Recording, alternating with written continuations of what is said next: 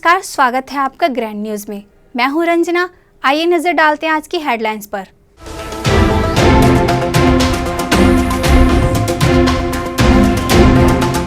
महाभारत काल का है 2000 साल पुराना बाणभद्र मंदिर। बाणासुर ने कराया था छमासी काल में निर्माण।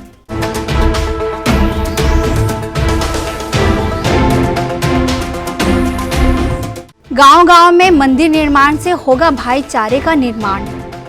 परसोदा के शनिदेव मंदिर पहुंच सांसद मंडावी ने की पूजा अर्चना।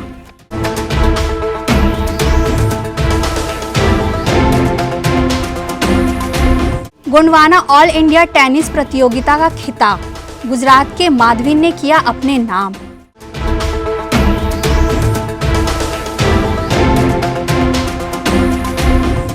गनियारी लोक कला मंच ने दिया छत्तीसगढ़ी कला को बढ़ावा।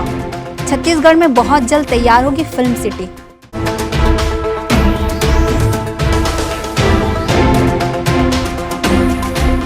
ग्रैंड न्यूज में अब खबरें विस्तार से। महाभारत काल का नाम सामने आते ही जहन में कौरव पांडव की पारिवारिक लड़ाई का चलचित्र स्वतः ही चलने लगता है। लेकिन इस कहानी से अलग हटकर एक और किंवदंती है, और वो है बाणासुर द्वारा निर्मित दुर्ग जिले के बाणभद्र में भगवान विष्णु मां लक्ष्मी का मंदिर। और इसी मंदिर से लगा हुआ है एक कुंड, जिसमें गौ हत्या के पाप से दोष मुक्त होने के लिए इसमें स्नान किया जाता है। दुर्ग जिले के अहिवारा विधानसभा से लगे हुए गांव बाणभद्र में स्थापित है महाभारत काल का लगभग 2000 साल पुराना भगवान विष्णु मां लक्ष्मी का मंदिर। इस मंदिर के बारे में किंवदंती है कि इसे बाणासुर ने बनवाया था। छमाही मास में मंदिर का निर्माण हुआ था। महाभारत काल में बाणासुर ने भगवान कृष्ण की गायों का छल से वध कर दिया था। इस घटना के पश्चात बाणासुर अर्धविक्षिप्त सा हो गया था। अर्धविक्षिप्त होने के पश्चात बाणासुर ने भगवान कृष्ण की आराधना की। भगवान कृष्ण ने बाणासुर को स्वप्न दिया कि बाणभद्र में मेरी मूर्ति को मंदिर में स्थापित कर एक बावड़ी का निर्माण करें। उस बावड़ी में स्नान करने के पश्चात तुम्हारे सारे पाप धुल जाएंगे। स्वप्न की बात को सच मानकर बाणासुर बाणभद्र पहुंचकर उन मूर्तियों की खोज की। स्वयं भू मूर्तियों के मिलने के पश्चात बाणासुर ने मंदिर का निर्माण करवाया। मंदिर में भगवान विष्णु मां लक्ष्मी की मूर्ति स्थापित की। वहीं मंदिर के प्रांगण में भगवान शिव और भगवान हनुमान जी की भी प्रतिमा स्थापित है। मां दुर्गा जी का भव्य मूर्ति और उनके मंदिर का निर्माण एक शिक्षिका ने करवाया है। ये मंदिर जो है लक्ष्मी नारायण का, ये लगभग 2000 साल पुराना है। जिस टाइम पे चंद्रगुप्त मौर्य का शासनकाल था, ये उसके पहले के समय की मंदिर है। और इसको बाणासुर द्वारा बनवाया गया था इस मंदिर को। जिस टाइम पे बाणासुर राजा का और कृष्ण भगवान का युद्ध हुआ था, और बाणासुर जिस टाइम कृष्ण भगवान के युद्ध से मतलब जीत नहीं पाया, तो वो क्या किया कि उनके जितने भी गायों थे उनके ऊपर बाणों का वर्षा किया। तो उसको गौ हत्या का पाप लगा था। तो उस पाप की मुक्ति के लिए फिर उसको स्वप्न आया कि भाई यहाँ पे मेरी मूर्ति दबी हुई है, उसको निकाल के मंदिर बनवाइए और स्थापना कीजिए, तब तुमको जाके इस पाप से मुक्ति मिलेगी। तब जाके फिर ये 6 मासी रात में ये मंदिर बना हुआ है। मंदिर के बगल में निर्मित बावड़ी को पाप मोचनी कुंड भी कहा जाता है। यहाँ पर दूर दराज अंचलों से पहुँचे श्रद्धालु गणों ने माघी पूर्णिमा के अवसर पर मंदिर में पहुंचकर भगवान विष्णु मां लक्ष्मी के दर्शन कर पाप मोचनी कुंड के जल का छिड़काव भी किया। और आई थी आप, क्या लगा आपको?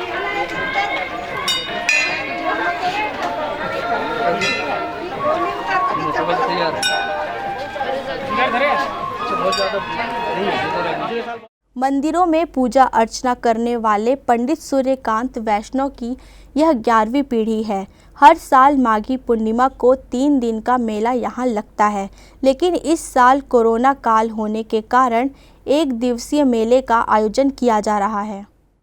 हर साल की तरह इस साल भी लगने वाला माघी पूर्णिमा को बाणभद्र का 3 दिवसीय मेला 1 दिवसीय मेले में ही समाप्त हो जाएगा। मेला तो लगा, लेकिन कोरोना काल के कारण शासन की गाइडलाइन के आधार पर लोग यहाँ आए। श्रद्धालुगणों ने शासन की गाइडलाइन का पालन करते हुए भगवान विष्णु और माता लक्ष्मी के मंदिर का दर्शन कर कुंड में नहाकर अपने पापों का प्रायश्चित किया और लोगों की मान्यता ये है कि इस कुंड में नहाने से गौ हत्या के पाप समाप्त हो जाते हैं। कैमरा पर्सन सन्नी देवान के साथ संतोष तिवारी की रिपोर्ट। कांकेर लोकसभा सांसद मोहन मंडावी अपने एक दिवसीय प्रवास पर बालोद के परसोदा गांव में आयोजित धार्मिक आयोजन में शामिल हुए। एक दिवसीय प्रवास के दौरान कांकेर लोकसभा के सांसद मोहन मंडावी परसोदा गांव पहुंचकर एक धार्मिक कार्यक्रम में भाग लिया। पहली बार गांव पहुंचे सांसद का ग्रामीणों ने जोरदार स्वागत किया। वहीं मंच के माध्यम से लोगों का आभार व्यक्त करते हुए सांसद मंडावी ने कहा कि ग्रामीण इलाकों में इस तरह के मंदिरों की स्थापना से ग्रामीणों व लोगों के बीच एकता भी बढ़ती है। आज के शनिदेव मंदिर के उद्घाटन के अवसर पर हम लोग पहुंचे हुए हैं और ये ऐसे ही मंदिर बनने से गांव-गांव भाईचारा एकता स्थापित होगी। और आज देखो जनोजात एक जगह बैठे हैं और हम सहदेव साहू को धन्यवाद देते हैं, उनके परिवार को धन्यवाद देते हैं, ये गांव के सरपंच पंच पटेल को धन्यवाद देते हैं और पूरे हमारे भारतीय जनता पार्टी के पदाधिकारी आज यहाँ पहुँचे हुए हैं। वहीं इस धार्मिक कार्यक्रम के बाद सांसद मंडावी गुंडरदेही ब्लॉक के भी अलग अलग गांवों के विभिन्न कार्यक्रमों में शामिल हुए। यूनियन क्लब में ऑल इंडिया एसोसिएशन के तत्वाधान में छत्तीसगढ़ प्रदेश टेनिस संघ के द्वारा Gondwana cup all India tennis प्रतियोगिता का फाइनल मैच खेला गया। विजेता और उपविजेता खिलाड़ियों को छत्तीसगढ़ ओलंपिक संघ और टेनिस एसोसिएशन के महासचिव गुरुचरण सिंह होरा ने बधाई दी। छत्तीसगढ़ टेनिस एसोसिएशन के बैनर तले यूनियन क्लब में Gondwana cup all India tennis tournament का फाइनल मैच खेला गया। ओलंपिक संघ और टेनिस एसोसिएशन के महासचिव गुरुचरण सिंह होरा ने फाइनल मैच देखकर खिलाड़ियों का उत्साहवर्धन किया। सिंगल मैच में माधविन कामत तमिलनाडु के लोहित आकाश बद्रीनाथ को हराकर विजेता बने और डबल में परीक्षित सोमानी और पारस दहिया ने लक्षित और चंद्रिल सूद को हराकर खिताब अपने नाम किया।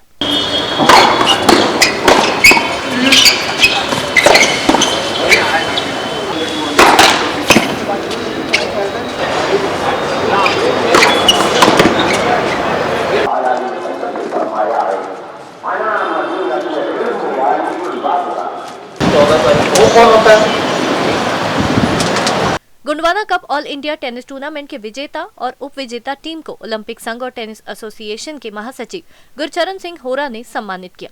इस दौरान उन्होंने कहा कि मुख्यमंत्री भूपेश बघेल के प्रयास से यह आयोजन यूनियन क्लब में हुआ है। मुख्यमंत्री भूपेश बघेल के निर्देश पर लगातार खेलों का आयोजन हो रहा है। इससे जूनियर खिलाड़ियों को खेलने का मौका मिलेगा। गोंडवाना टेनिस जो कि बहुत पुराना हमारा टेनिस महोत्सव है, 1937 से लगातार इसी क्लब में खेला जा रहा है और अभी इस बार पूरे प्रदेश के करीब 10-15 प्रदेश के लोग यहाँ पे पार्टिसिपेट किया। बहुत उम्दा खेल और बच्चों को, छत्तीसगढ़ के बच्चों को बहुत सीखने को मिल रहा है। इतना उत्कृष्ट प्रदर्शन आज तक जितने भी टूर्नामेंट हुए सबसे बढ़िया प्रदर्शन और लगातार भीड़ आ रही है, लोग देख रहे हैं। आज समापन है और इस अवसर पे मैं सभी विजयी खिलाड़ियों को अपनी ओर से शुभकामनाएं देता हूं। और अभी ITF एक टूर्नामेंट 15 मार्च को हमारा प्रस्तावित है भिलाई में, उसमें स्पीकर साहब मुख्यमंत्री जी जा रहे हैं और एक टूर्नामेंट हमारा ऑल इंडिया जूनियर का भी प्रस्तावित है। ये दोनों टूर्नामेंट हम अच्छे से करने का प्रयास है। छत्तीसगढ़ की संस्कृति एवं कला के संरक्षण के लिए छत्तीसगढ़ सरकार लगातार प्रयास कर रही है। दुर्ग जिले के गनियारी में गनियारी लोक कला महोत्सव का आयोजन 12 सालों से किया जा रहा है। इस आयोजन में प्रदेश के सुआ, कर्मा, ददरिया, पंथी सभी प्रसिद्ध कलाकारों की टीमों ने छत्तीसगढ़ संस्कृति की कला बिखेरी। कार्यक्रम के समापन अवसर पर खाद्य मंत्री अमरजीत भगत गनियारी पहुंचे, जहां उन्होंने पंडवानी गायिका पद्म विभूषण तीजन बाई व पद्मश्री राधेश्याम बारले को सम्मानित किया। मंत्री अमरजीत भगत ने कहा कि प्रदेश सरकार छत्तीसगढ़ की कला व संस्कृति से संवर्धन में लगातार काम कर रही है। बहुत जल्द प्रदेश में फिल्म सिटी बनकर तैयार होगी।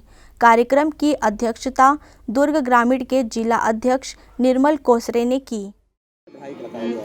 छत्तीसगढ़ की लोक कला को, यहाँ की संस्कृति को संरक्षित करने का काम, विकसित करने का काम और देश और प्रदेश में इसको स्थापित करने का काम, नए आयाम गढ़ने का काम छत्तीसगढ़ सरकार कर रही है। और विभिन्न मौक़ों पर, चाहे वो जिला स्तर का हो, प्रदेश स्तर का हो या राष्ट्रीय स्तर का हो, आयोजन कर रहे हैं। और जब से माननीय भूपेश बघेल जी मुख्यमंत्री बने हैं, इस दिशा में लगातार आयोजन हो रहा है। और अभी तो जो यहाँ परिषद का गठन होने जा रहा है, परिषद जब गठन हो जाएगा तो सभी कला और विधा के लोगों को, उनके जो अध्यक्ष रहेंगे उनको, वो उसमें सदस्य रहेंगे और मुख्यमंत्री जी इस परिषद के अध्यक्ष रहेंगे, तो बहुत ऊंचाई मिलने वाली है और कला और संस्कृति को बहुत सपोर्ट मिलेगा। इस आयोजन में प्रदेश के सुआ, कर्मा, ददरिया, पंडवानी, पंथी, खड़े साज के सभी प्रसिद्ध कलाकारों की टीमों ने कार्यक्रम के दौरान छत्तीसगढ़ संस्कृति की कला बिखेरी। कैमरा पर्सन सन्नी देवांगन के साथ अतुल शर्मा की रिपोर्ट। वक्त है एक छोटे से ब्रेक का, अब बने रहिए ग्रैंड न्यूज़ के साथ।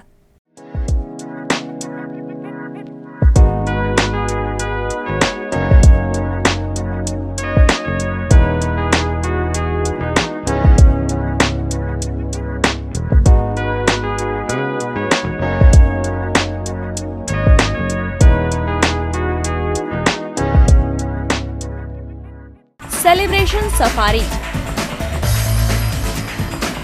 बारनवा पारा वाइल्ड लाइफ सेंचुरी में स्थित खूबसूरत cottage and rooms, Bastar art से सुसज्जित शानदार कॉटेज, सर्व सुविधा युक्त रूम्स, बाथटब युक्त बाथरूम, स्विमिंग पूल, बच्चों के खेलने के लिए पार्क, खान पान की व्यवस्था, प्रोफेशनल सर्विस, सेंचुरी घुमाने के लिए वाहन की व्यवस्था।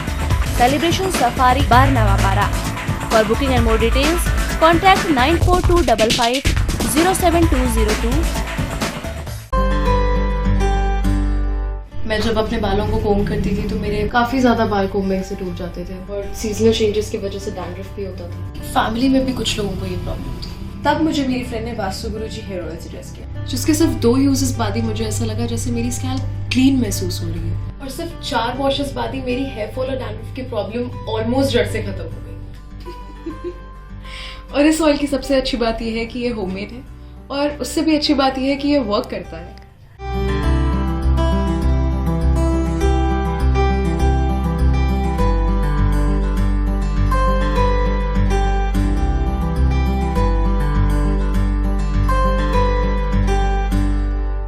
ब्रेक के बाद आपका स्वागत है।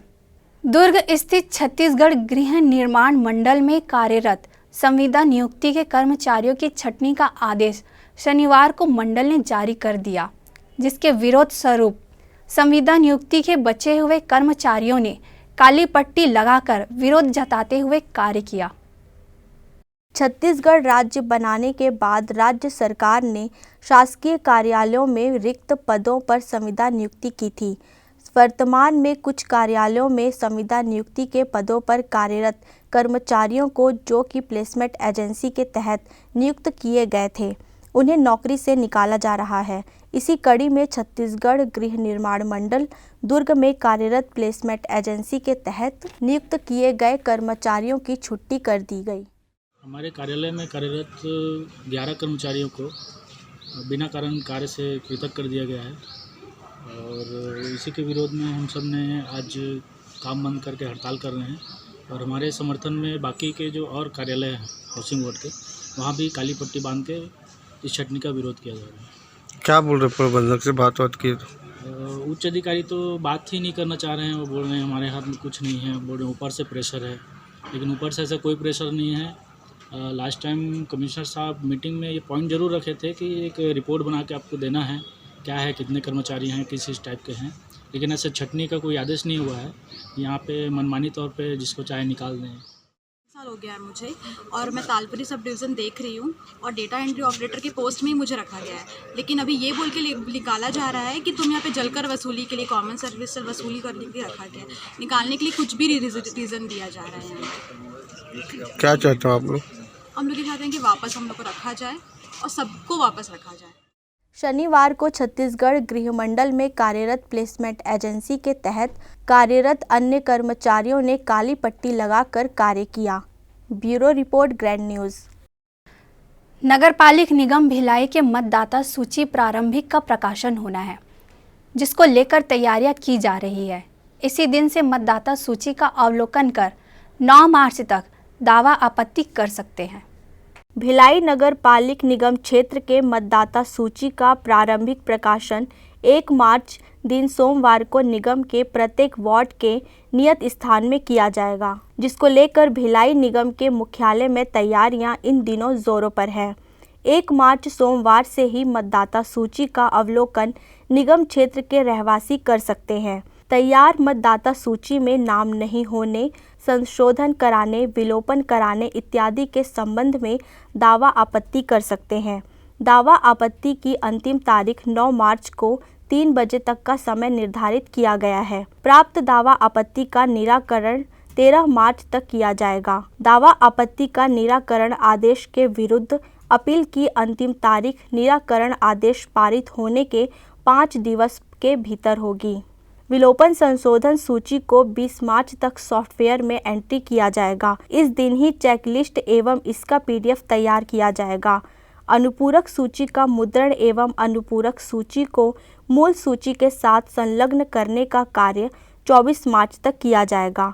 उसके बाद निर्वाचक नामावली का अंतिम प्रकाशन 26 मार्च 2021 को किया जाएगा।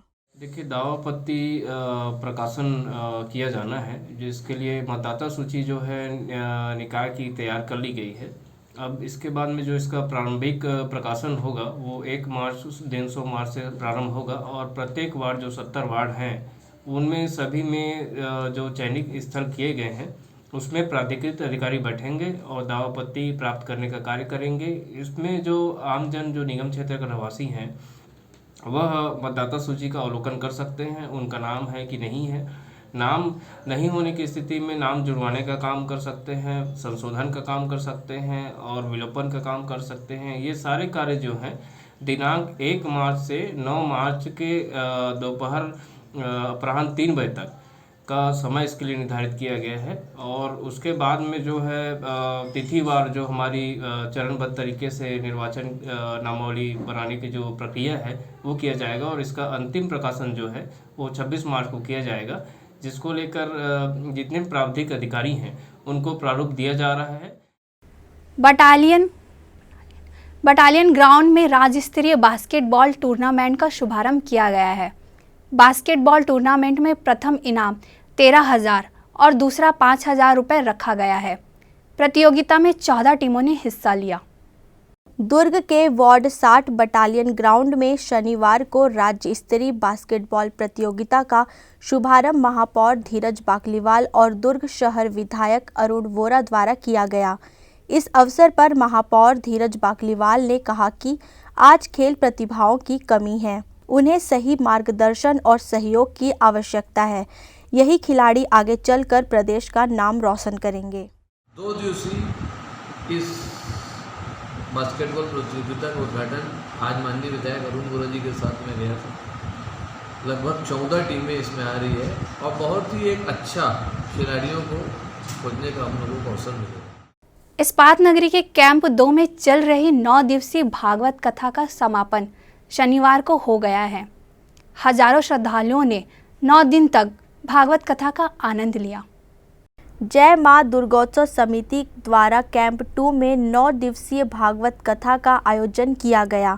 19 फरवरी से शुरू भागवत कथा में कलश यात्रा, व्यास जन्म, वाराह जन्म, अजामिल कथा, प्रहलाद चरित्र, श्री वामन अवतार, श्री राम अवतार, श्री कृष्ण कथा, श्री कृष्ण बाल लीला, रुक्मणी विवाह, पांडव वंश, राज सूर्य कथा, सुदामा चरित्र, श्री गोलोकगमन, परोक्षित मुक्ति चरित्र, शांति गीत पाठ, हवन, पुण्यहुति के पश्चात शनिवार को महाप्रसाद का वितरण किया गया।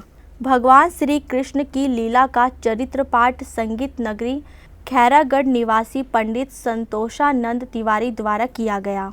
कैमरा पर्सन सनी देवांगन के साथ संतोष तिवारी की report.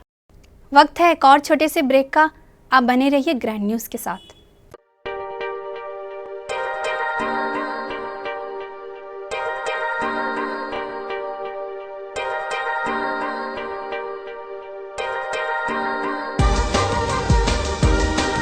Relationships are forever. Out of all loved ones, your children are most precious. One of our biggest dreams is to give our children's marriage the top in luxury and facility.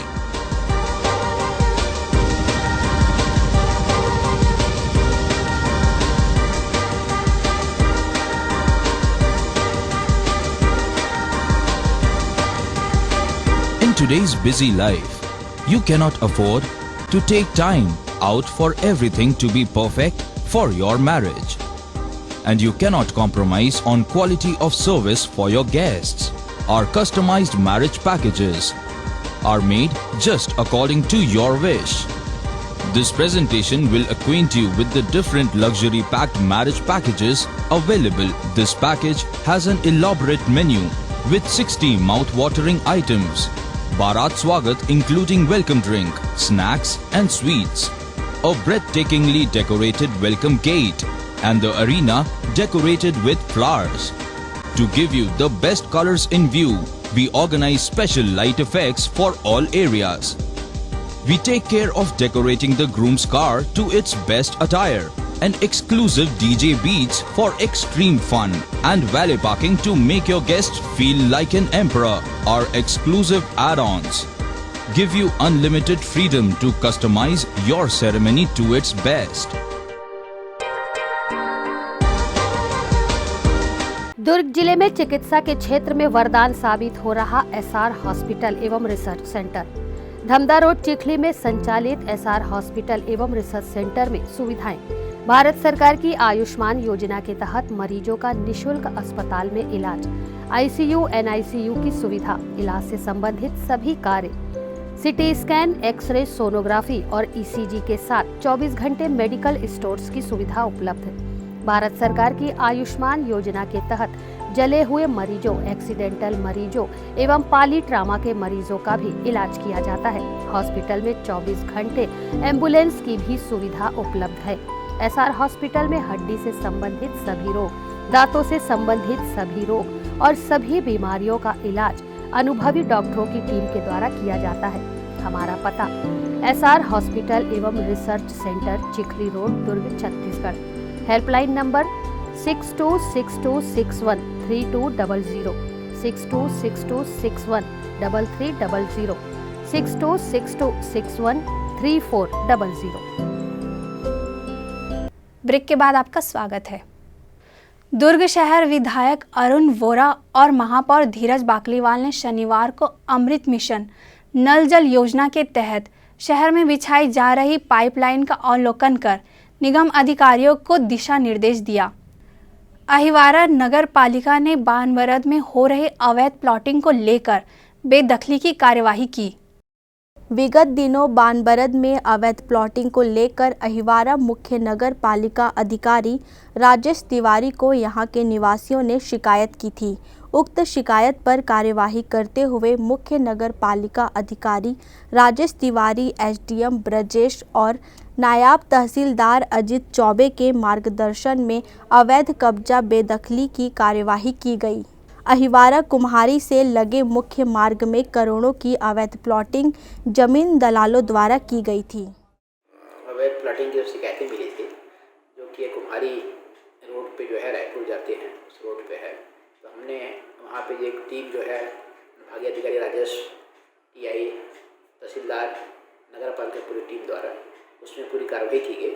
उसमें जो मार्ग संरक्षण किया गया है, जिसमें मुरम से road बनाया गया था, मुरम जब्ती किया गया और उनको हमने नोटिस जारी किया है। और उक्त भूमि में जो अवैध प्लॉटिंग की जा रही है उसकी रजिस्ट्री पर रोक लगाने के लिए हमने रजिस्ट्रार को पत्र लिखा है। उसमें हमने स्पॉट पे जो है मुरम, गिट्टी, रेती जो था वो सब जब्ती किया है। और एक आदमी द्वारा बिना अनुमति के जो है मकान बनाया जा रहा था, जो कि अशोक कुमार मौर्य का है बताया। उसने जो है उसकी हमने submersible pump, pipeline, panel board ये सब जब्त किया है। इसलिए अभी क्योंकि जैसे मैं बताया मेरे संज्ञान में जब आया तो तब तक एसडीएम सर को जानकारी हो चुकी थी और एसडीएम सर ने कार्रवाई कर दी थी। और बात रही सीएमओ सर की, तो सीएमओ सर को भी जैसे संज्ञान में आता है तो जहाँ तक मैं सोचता हूँ कार्रवाई करते हैं। अगर उनके संज्ञान में नहीं पहुँचा या ऐसे कुछ बात हुई है तो अब मैं चूँकि हम लोग अब बैठ के सब चर्चा करते हैं नगर में क्या हो रहा है क्या नहीं हो रहा है, विकास कार्य के बारे में भी हम लोग सब सोचते हैं, सब एक साथ काम कर रहे हैं। तो अगर सीएमओ को इस टाइप की कोई चर्चा नहीं जानकारी नहीं पहुंच पाती है तो हम लोग चाहेंगे उनकी जानकारी अगर हम लोग तक आएगी तो हम लोग सीएमओ साहब को बताएंगे। और उम्मीद ही नहीं, विश्वास भी है कि सीएमओ सर भी उस पर अवश्य कार्रवाई करेंगे। दुर्ग जिले में एक बार फिर से गैंग रेप का मामला सामने आया है। 2 दिन पूर्व 13 वर्षीय नाबालिग किशोरी के साथ सामूहिक बलात्कार करने वाले सभी 6 आरोपियों को पुलिस द्वारा गिरफ्तार कर लिया गया है। आरोपियों में 5 नाबालिग है। पुलिस की गिरफ्त में खड़ा घिनौनी कृत्य को अंजाम देने वाला ये राजकुमार यादव है। एडिशनल एसपी रोहित झा ने बताया कि नेवई बस्ती निवासी पीड़िता को इस मोहल्ले के नाबालिग आरोपी के द्वारा घर पर घरेलू कार्य के लिए 25 फरवरी को बुलाया गया था। पीड़िता दोपहर को 12 बजे पहुंची थी। इस दौरान आरोपी नाबालिग के 5 नाबालिग साथी एवं एक बालिग राजकुमार यादव 32 वर्ष भी घर पर उपस्थित था। पीड़िता के पहुंचते ही सामूहिक रूप से आरोपियों के द्वारा उसके साथ दुष्कर्म किया गया। इस घटना के बाद पीड़िता गुमसुम अपने घर चली गई थी। मजदूरी कर वापस देर रात्रि लौटे अपने माता पिता को भी वह घटना के संबंध में नहीं बता सकी। दूसरे दिन 26 फरवरी को भी रोज की तरह पीड़िता के परिजन काम पर चले गए। रात्रि 8 बजे लौटने पर किशोरी के द्वारा माता पिता को अवगत कराया। माता पिता को जानकारी होने पर परिजन परिचितों के साथ लेकर नेवई थाना पहुंचे और घटना की रिपोर्ट दर्ज कराई। नेवई पुलिस के द्वारा सामूहिक दुष्कर्म के सभी 6 आरोपियों के खिलाफ धारा 342, 376 DA, 506 पॉस्को एक्ट, 5G 6 के तहत अपराध पंजीबद्ध कर विवेचना में लिया। एडिशनल एसपी रोहित झा ने मीडिया को जानकारियां देते हुए बताया कि सभी 6 आरोपियों को हिरासत में ले लिया गया। इस घटना को अंजाम देने वालों में 5 आरोपी नाबालिग हैं, जिनकी उम्र 13, 14, 15 एवं 16 साल के करीब है, जबकि एक बालिग आरोपी में राजकुमार यादव 32 वर्ष भी नेवई बस्ती का ही रहने वाला है। शाम को नेवई थाने में एक रिपोर्ट आई थी, जिसमें एक बच्ची अपनी मां के साथ आई थी और उसने रिपोर्ट दर्ज कराई कि पड़ोस में रहने वाले कुछ लड़कों ने उसके साथ गलत हरकत की है, गलत काम किया है। घटना में बताती है कि 25 तारीख को वो नहाने जा रही थी, जब तो झाड़ू लगाने के नाम पे घर बुलाया गया और उसके बाद एक व्यक्ति के साथ उसके साथ दुष्कर्म किया और बाकी लोग भी वहाँ पर थे। इस मामले में पुलिस को कल शाम 26 तारीख की शाम को 8 बजे पुलिस को रिपोर्ट प्राप्त हुई और तत्काल पुलिस ने इसमें FIR दर्ज किया। इसमें धारा 342, 376 DA IPC के तहत और इसी के साथ चूँकि लड़की नाबालिग है, इसलिए पॉक्सो एक्ट की धारा 5G6 के तहत अपराध दर्ज किया गया है। ग्रैंड न्यूज़ की खबरों में फ़िलहाल इतना ही। मुझे दीजिए इजाज़त। नमस्कार।